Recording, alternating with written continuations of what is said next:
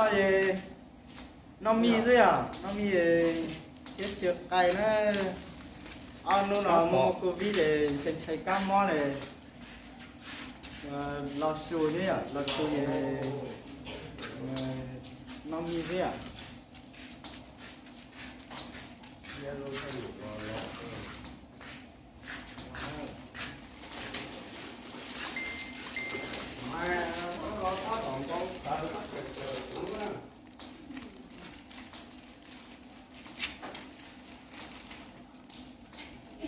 cậu là quét hả chú gọi lúc của lệnh chú khẩu trà đó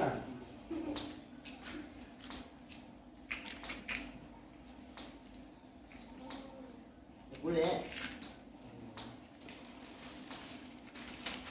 cái mùa nhiều đây nó chỉ là cái dây của chú cậu đi ra nó có rồi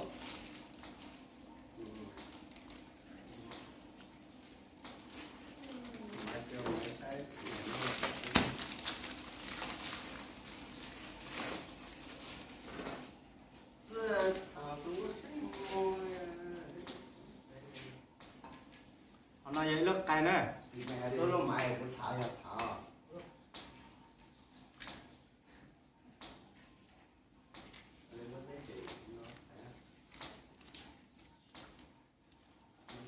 chứ thì thêm mấy luôn á, cái lên thêm luôn đó nha.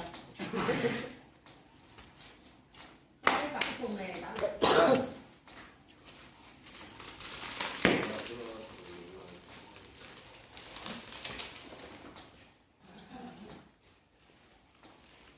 cái gì rồi? Cháu ăn cháu mì tôm trứng thôi. Vẫn là cái quả này à?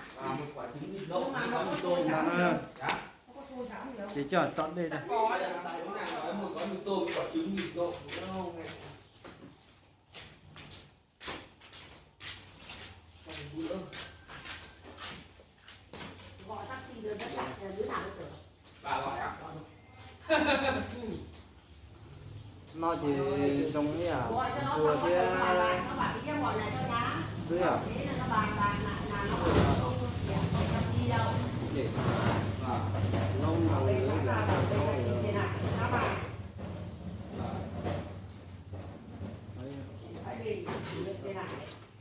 Một bản đồ địa, một bản đồ TV cho bạn xem. Rồi đi nữa lại, đi nữa. Không dám đi, không có cho đi. Không qua được trận nào.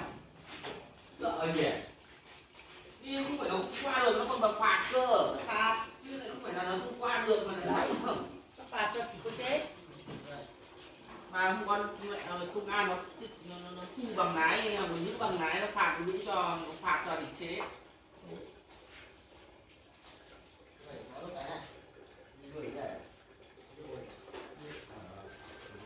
cuối cùng có cái gì đấy cuối chỉ được cái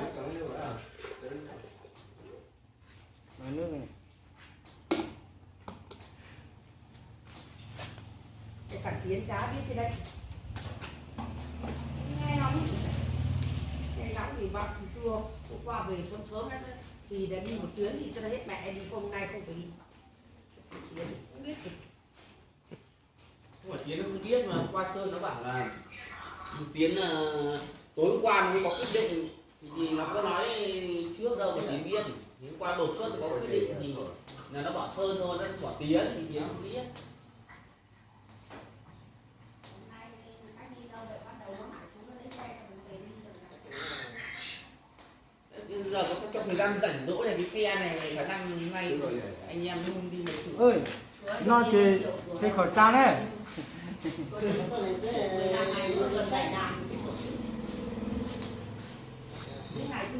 và cái non mì à